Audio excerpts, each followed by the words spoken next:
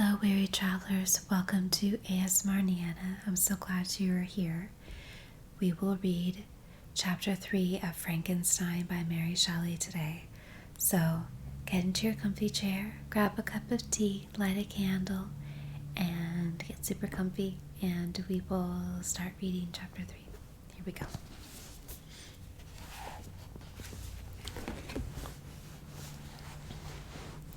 Chapter 3. When I had attained the age of 17, my parents resolved that I should become a student at the University of Ingolstadt. I had hitherto attended the schools of Geneva, but my father thought it necessary for the completion of my education that I should be made acquainted with other customs than those of my native country. My departure was therefore fixed at an early date, but before the day resolved upon could arrive, the misfortune of my life occurred, an omen, as it were, of my future misery. Elizabeth had caught the scarlet fever. Her illness was severe, and she was in the greatest danger. During her illness, many arguments had been urged to persuade my mother to refrain from attending upon her. She had at first yielded to our entreaties, but when she heard that the life of her favorite was menaced, she could no longer control her anxiety. She attended her sick bed. Her watchful attention triumphed over the malignity of the distemper. Elizabeth was saved, but the consequences of this imprudence were fatal to the preserver.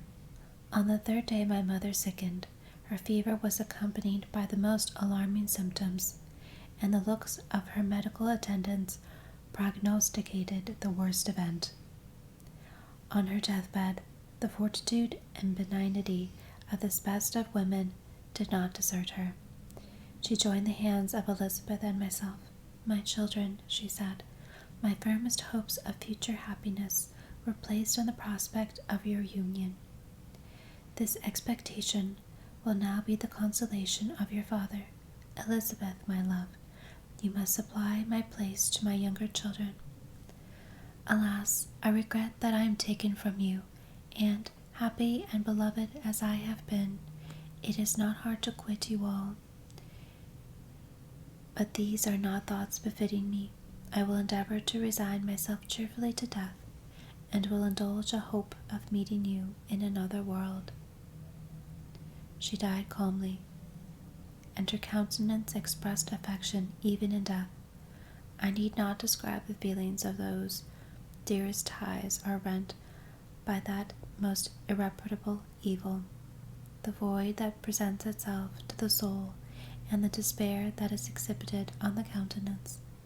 It is so long before the mind can persuade itself that she, whom we saw every day, and whose very existence appeared a part of our own, can have departed forever, that the brightness of a beloved eye can have been extinguished, and the sound of a voice so familiar and dear to the ear can be hushed, never more to be heard.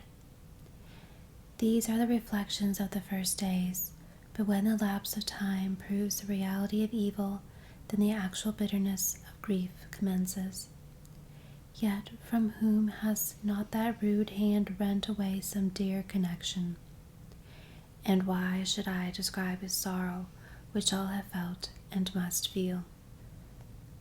The time at length arrives when grief is rather an indulgence than a necessity, and the smile that plays upon the lips, although it may be deemed a sacrilege, is not banished. My mother was dead, but we had still duties which we ought to perform.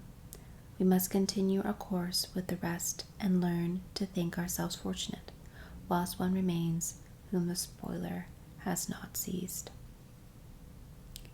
My departure for Ingolstadt, which had been deferred by these events, was now again determined upon. I obtained from my father a respite of some weeks. It appeared to me a sacrilege so soon to leave the repose, akin to death, of the house of mourning, and to rush into the thick of life. I was new to sorrow, but it did not the less alarm me. I was unwilling to quit the sight of those who remained to me, and above all, I desire to see my sweet Elizabeth in some degree consoled. She indeed veiled her grief, and strove to act the comforter to us all. She looked steadily on life, and assumed its duties with courage and zeal. She devoted herself to those whom she had taught to call her uncle and cousins. Never was she so enchanting as at this time, when she recalled the sunshine of her smiles and spent them on us. She forgot even her own regret in the endeavors to make us forget. The day of my departure at length arrived. Clerval spent the last evening with us. He had endeavored to persuade his father to permit him to accompany me and to become my fellow student, but in vain. His father was a narrow-minded traitor, and saw idleness and ruin in the aspirations and ambition of his son. Henry deeply felt the misfortune of being debarred from a liberal education.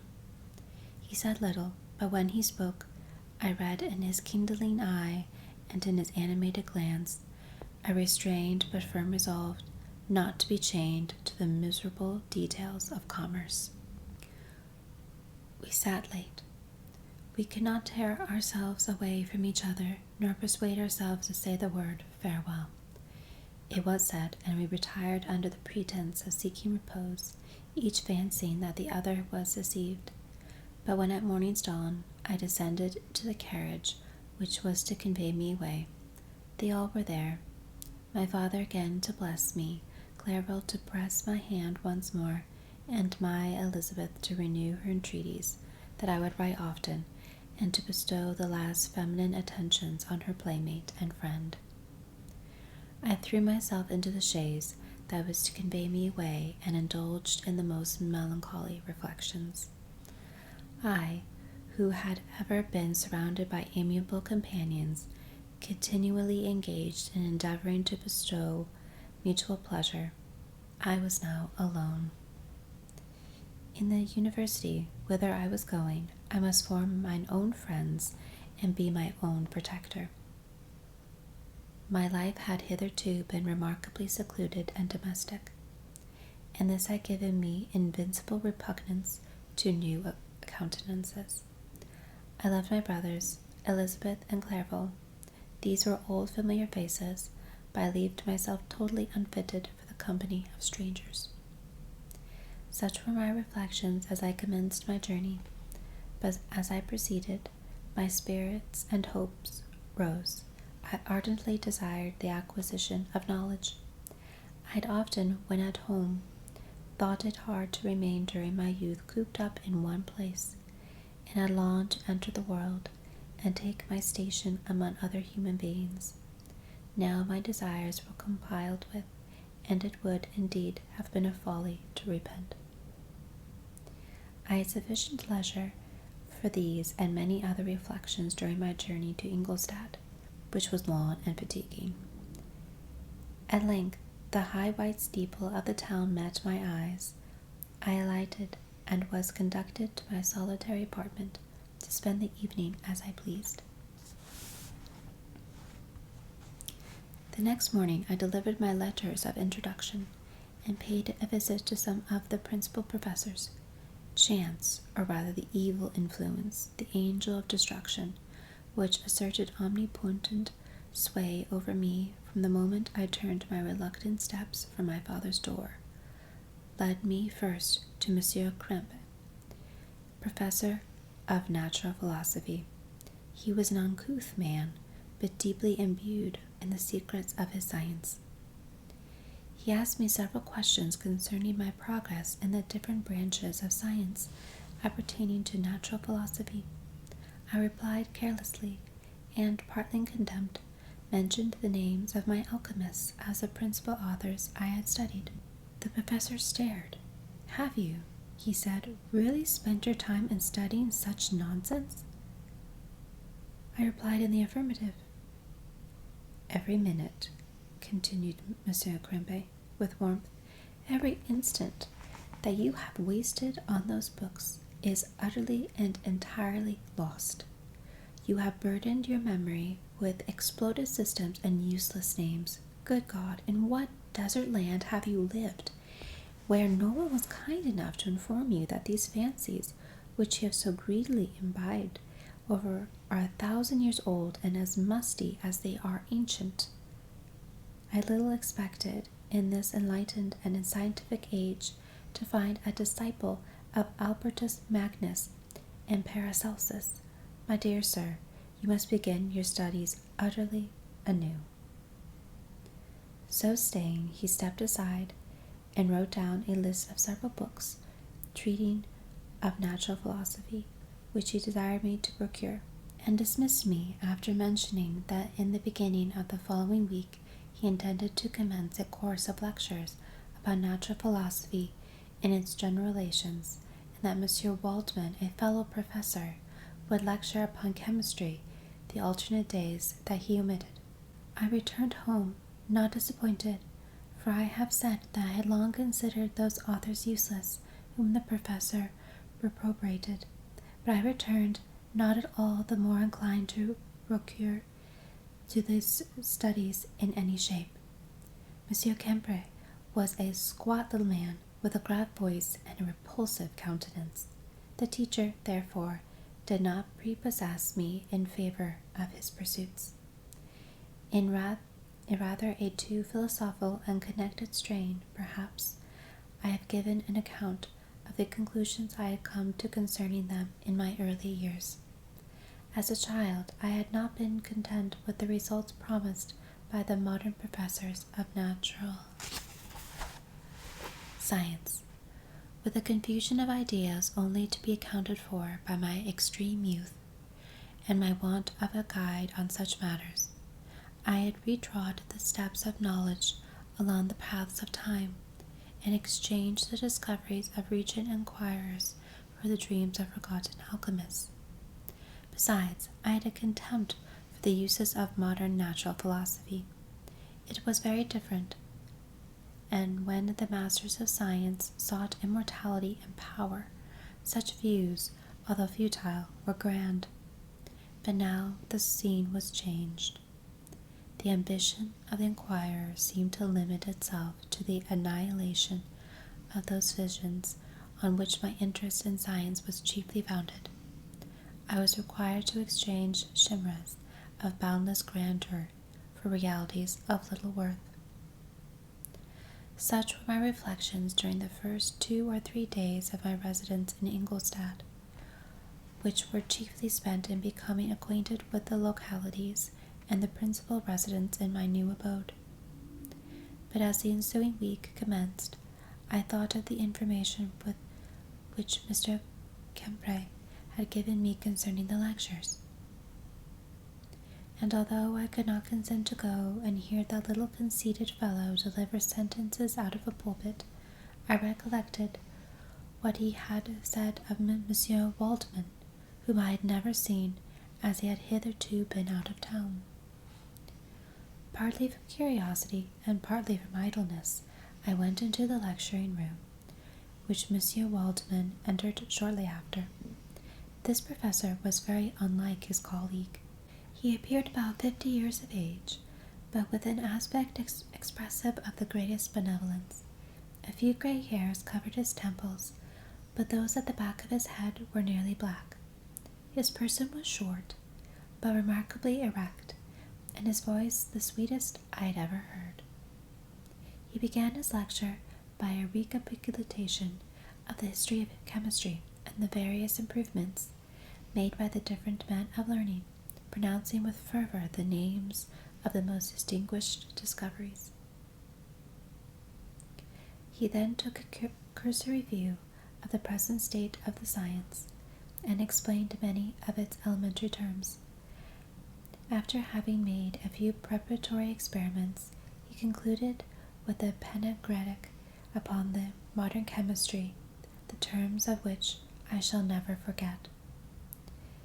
The ancient teachers of this science, said he, promised impossibilities and performed nothing.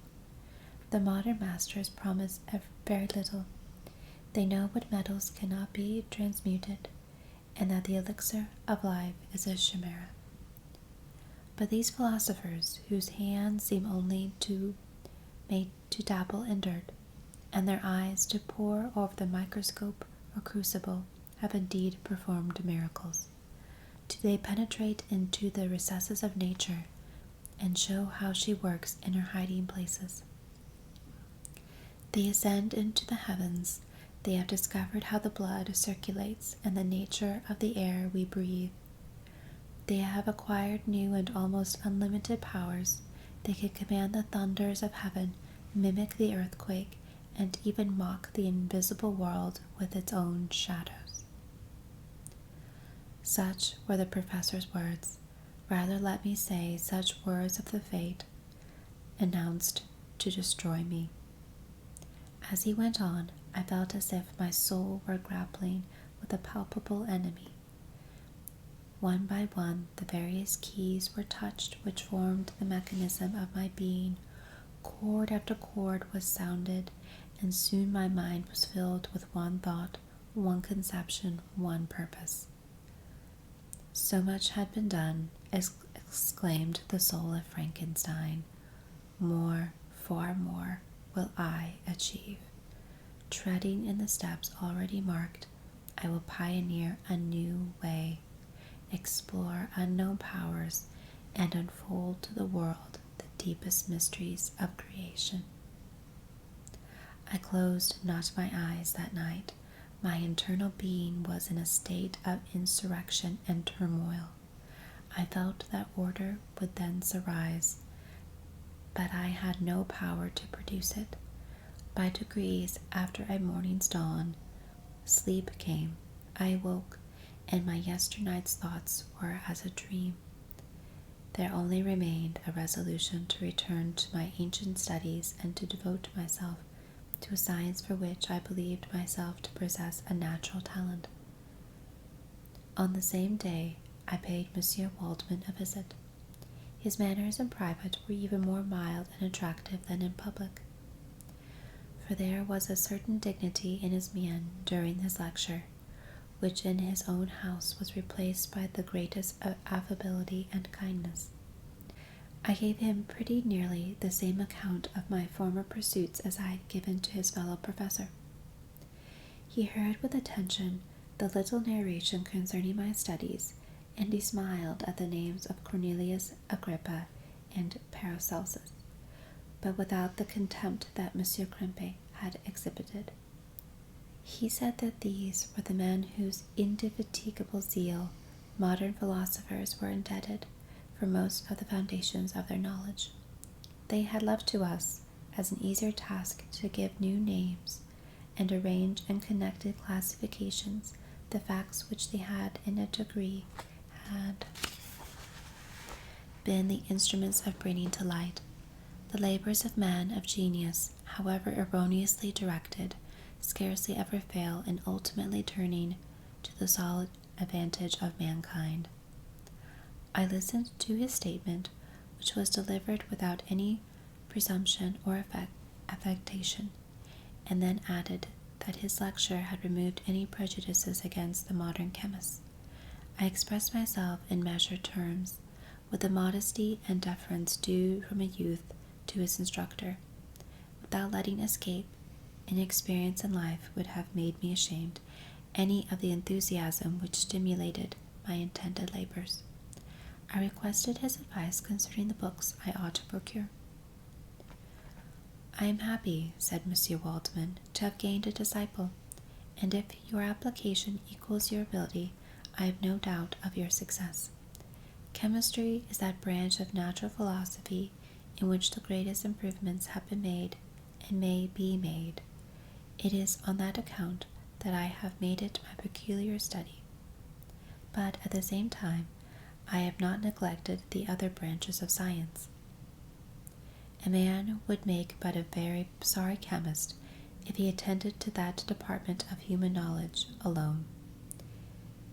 If your wish is to become really a man of science, and not merely a petty experimentalist, I should advise you to apply to every branch of natural philosophy, including mathematics. He then took me to his laboratory and explained to me the uses of his various machines, instructing me as to what I ought to procure, and promising me the use of his own when I should have advanced far enough in the science not to derange their mechanism. He also gave me the list of books which I had requested, and I took my leave. Thus ended a day memorable to me. It decided my future destiny.